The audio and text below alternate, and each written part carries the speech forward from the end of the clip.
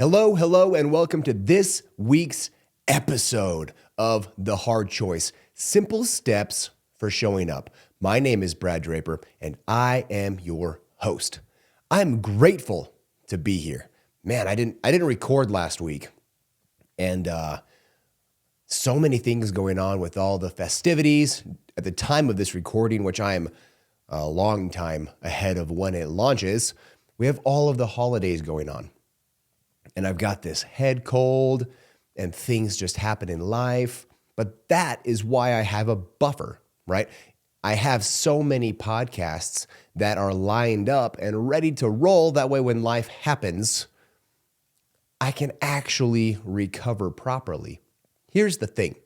Where in your life are you giving yourself buffer? Where are you doing an immense amount of work? That way you're ahead of the game. And if things happen, welcome to life, you can respond proactively and positively.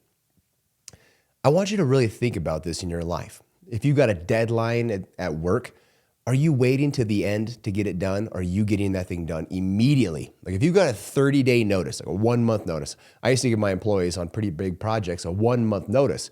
This is a project they could feasibly do in about 3 or 4 days if they took their time. If they really cranked it out, they could probably do it in a day or two. But I gave them 30 days. And every once in a while, I'd have employees that would wait until day 28 and then stay. I mean, I've even had them wait until final day that is due and work until way late into the night and complain that they had to stay super late to get the task done.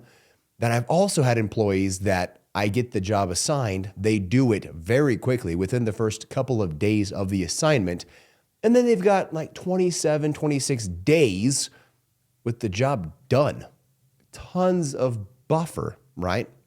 That way, if they wanted to really take their time and extend it out to be 10 days and be very easy, very effortless, they could do that. That is why I have these buffers for my podcast, as well as the podcast with my wife and I. If you've never heard that we have one, it's called Choosing Us. Little shameless plug there. Check it out if you're in a relationship or hope to be in one.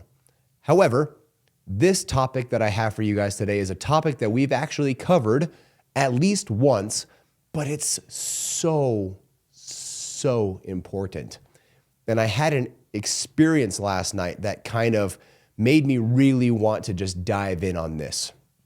At the time of this release, we're looking at the second week or so of 2024. Where are you at with your goals? We're looking at the second Thursday of the month.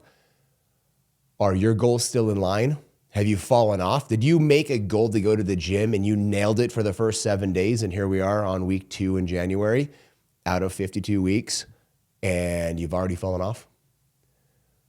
Are you slow to start your goals? Like you made big goals, but you haven't really begun them yet. You made them, and you have until August or September or December 31st to get it done, so you haven't actually started. Or are you that third category where you started your goals back last August, September, October of 2023, and you are deep into those suckers by January 1? Where are you at? Because at the end of the day, we are in a zero-sum game by way of energy usage. Now, a zero-sum game means you use it all and it goes to zero. It's not like there's a copious amount of energy that's unlimited. You do have a finite amount of energy throughout the day, and what you can give to your goals, your aspirations, your family, your work, fitness, mind, spirit, body health, all those things. You have a finite amount of time and a finite amount of energy to get things done. In your life, if you're listening to this podcast, which here you are, I will presume you have mostly good things going on. You're doing mostly good things, and you're a very busy and potentially effective and efficient person. That's kind of the audience that I talk to. Where are you by way of things that are good and things that move the needle towards your purpose? I'm going to repeat that. Where are you on doing things that are good, but not in alignment with your purpose? And where are you on things that are good, that are in alignment with your purpose? You fill your time with amazing great things. But again, we're in a zero-sum game. This is the power to say no. And I'm giving you this power right now. If you don't feel like you have the ability to say no, I dub thee. Get on a knee and I'll dub you if you need that to happen. Make this a big ordeal if you need to. But you need to start saying no. I know this is difficult for you. But you need to stand up and say, that is not in alignment with my purpose. That is not in accordance with my North Star. You need to stay strict. You can hit the 6-figure mark on work ethic alone. You can. Proof. We've all done it. You cannot reach where you want to go by simply working harder.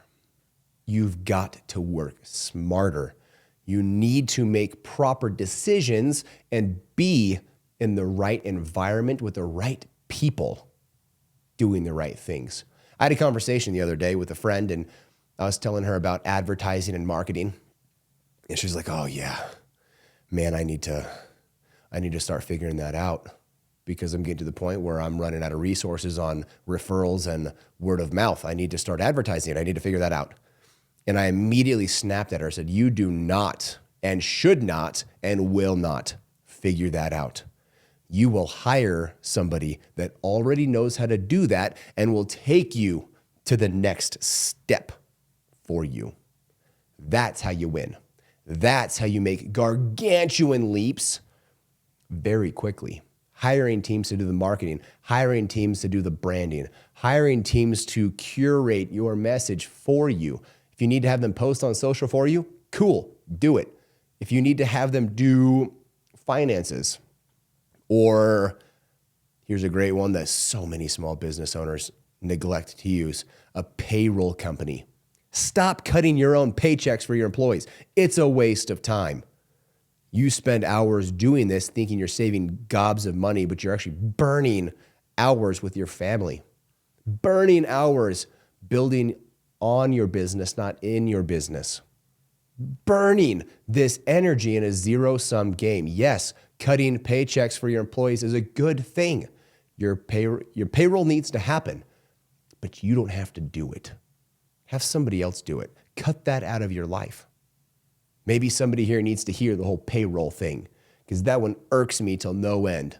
People wasting their time sitting there in paycheck or sitting there in QuickBooks or whatever resource you use to do payroll and calculating taxes and calculating this and calculating that and spending hours and being in the office and not with your family. That's a problem. So as we are in the new year, what are your goals and what are you doing to achieve those goals? Are your actions in alignment, or are your standards in alignment with your North Star, your purpose, what you're trying to achieve? Or are you just doing something that is very good, but ultimately a waste of time when it comes to achieving your purpose? Because let's be honest, you do a ton of stuff, and doing a ton of stuff causes burnout. Ask me how I know. There's been so many things where like a neighbor says, hey, can you help me move? Great thing. You should help your neighbors move. But if you're helping your neighbors move all the time, there was a time in our lives where we just had neighbors constantly. We lived in apartments, and we had people all the time moving in and out and asking us to help and asking us to help. And I just felt like I was being a good guy and helping. But then it got to the point where I was helping people move like several times a week, like once a week to multiple times a week, to where I'd come home or I'd have to leave the office to go help them because they do it in the middle of the day. Or I'd come home straight from the office, not see my family, go straight to help this family move. Great thing. Fantastic thing. There was a time where I had to start saying, no, go find somebody else. I do not have the ability to do that with you this time. I am sorry. And I truly was sorry because I did want to help. But there's a time and a place to help others, the ox and the mire, and there's a time and a place to help yourself. You need to prioritize yourself. Because if you don't prioritize yourself, you will not have the strength the mental capacity to help others. You cannot draw from an empty well. I'm telling you now, that will lead to burnout, anxiety, depression, all those things that you have felt. That is one of the reasons you're spread too thin. Zero-sum game. Where are you at? And so I was sitting this experience I had last night that has been on my mind, quite frankly, ever since it happened. I was on a plane last night, coming home from hiring the people to do my advertising. See what I'm saying? I don't go to master advertising. I just hire the best teams to do it and let them do their magic. So I'm flying home and this lady sits next to me. Clearly, she is elderly. And we are chatting and she is so spunky and so bubbly and so full of energy and so full of life. And I can tell for her age, she is a fairly fit woman. And I was like, man, you're full of energy. You're doing awesome. She goes, man, not bad for an 86-year-old gal, huh? Whoa, what? You're 86 years old? She's from Montana, and she traveled for the holidays to her family in Sacramento by herself. She bebopped onto the plane, sat down, super spunky, and this was a late flight. She was probably going to get home probably around midnight. 86-year-old woman. Her daughter is an Olympic powerlifter, master's class. And I said, we were talking about, I was reading a book on health and fitness and nutrition. She goes, people need to get in more proteins. They need more protein so they can build more muscle mass, so you can be healthier longer. And I was telling her that this is a pivotal, she is an exemplar of this. And strength training is huge, and clearly she does it. And she says, I don't lift over my head these days, and I don't really lift weights these days, but I do what I can to stay healthy and fit. And I was jaw-dropped by this woman and her example to me. And I told her, I said, you are the epitome of what I aim to achieve.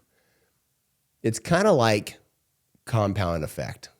You need to start when you're young by way of fitness. That way, when you get older and advanced in years, you have the muscle memory, you have the habits installed permanently in your mind to continue to become better. So when you're advanced in years, your quality of life is exceptional. This woman's quality of life is exceptional. I was sitting here thinking about people that I know that are in their 70s and 60s and even 50s. Their quality of life sucks because they did not ever take fitness and nutrition and health as a priority. In this list of goals that you need to be doing, your health, your fitness, they need to be a priority. That needs to be a part of those things you handle first. I always tell people, family first, God first, fitness first. They're all first for me. But if I had to choose one, it would be fitness above all things. Because how can I show up for my family and for my God if I am not fit? If I'm not fit to handle the load that is placed on my back, what good am I? So I put a massive focus on my fitness several years ago. I've been in fitness 20 years, but I put a major focus because it was always God, family, fitness for most of my life. But I changed that in around 2018, and I went fitness first, then God and family together. 1-1-1. That's how I prioritize those three. And it made all the difference. Sitting in front of this woman, I was jaw-dropped by her example on what it actually means to be fit and healthy in advanced years. Her quality of life is awesome. She's traveling, she's having fun, she's not sitting around. And converse this with the woman next to her. I was a window seat. This elderly lady was in the center seat, and the woman in the aisle seat was probably what appeared to be in her early to mid 40s, morbidly obese, pushing 280 pounds plus, clearly struggling just to sit there, just to breathe. She was struggling. And we were talking about fitness and health, and I could tell this woman in the aisle was listening, and somewhat perturbed at our conversation because she's struggling in life because fitness, health, nutrition has never been a priority for her. So I had these polar opposites, this dichotomy sitting next to me on the plane. Somebody well advanced in years, very healthy. Someone that is barely reaching middle of their life. If you go off regular life expectancy, I think women is like 83 or 85 years old. This lady, this woman was maybe at hump day in her life, only halfway through, but she probably won't even make it to the average age because of her health and the lack of priority therein.